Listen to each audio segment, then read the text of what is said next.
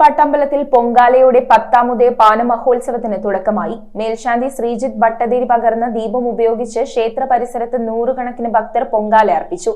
24-ന് നടക്കുന്ന 10ാമത് പാനയും 25-ലെ വലിയ പാന എഴുന്നള്ളിപ്പോടും കൂടി ആഘോഷങ്ങൾ സമാപിക്കും. കേരള വിഷൻ എന്നും ജനങ്ങളോടൊപ്പം. പാഴൂർ പള്ളിപ്പാട്ടമ്പലത്തിൽ പൊങ്കാലയോടെയാണ് 10ാമത് പാനമഹോത്സവത്തിന് തുടക്കമായത്. ബുധനാഴ്ച രാവിലെ പെരിങ്ങാമല ബാലകൃഷ്ണ നാരായണീയം സമിതിയുടെ നാരായണീയ പാരായണത്തെ തുടർന്ന് 8:30 ആരംഭിച്ച ചടങ്ങുകൾ 11-ന് പൊങ്കാല സമർപ്പണത്തോടെ സമാപിച്ചു. ക്ഷേത്രം മേൽശാന്തി ബ്രഹ്മശ്രീ ശ്രീജിത്ത് ഭട്ടതിരി പുല്ലിയാട്ടുമന ശ്രീലകത്ത് നിന്നും പകർന്ന ദീപം ഉപയോഗിച്ച് മുഖ്യ പൊങ്കാലയടുപ്പിൽ അഗ്നി കൂട്ടി. തുടർന്ന് അതിൽ നിന്നും മറ്റ് പൊങ്കാല അടുപ്പുകളിലേക്ക് അഗ്നി പകർന്നതോടെ ക്ഷേത്ര പരിസരം പൊങ്കാല പുക കൊണ്ട് നിറഞ്ഞു. ഉച്ചപൂജയുടെ നിവേദ്യഘട്ടത്തിലായിരുന്നു പൊങ്കാല സമർപ്പണം. രാത്രി തിരുവനന്തപുരം SP തിയേറ്റേഴ്സിന്റെ ദേവി കണ്ണകി ബാല നടന്നു. 10ാമത് പാനമഹോത്സവത്തിന്റെ 2ാം ദിനത്തിൽ പതിവ് പൂജകളെ തുടർന്ന് പാനപുര പൂജയ്ക്ക് ബ്രഹ്മശ്രീ KD പത്മനാഭൻ നമ്പൂതിരി കാരിക്കുന്നത്ത് ഇല്ലം മുഖ്യ കാർമ്മികത്വം വഹിച്ചു. ഏപ്രിൽ 24-നാണ് 10ാമത് പാന. രാവിലെ പതിവ് പൂജകളെ തുടർന്ന് 10:30 മുതൽ 12 വരെയാണ് പാനയും പാനപ്പുര പൂജയും നടക്കുന്നത്.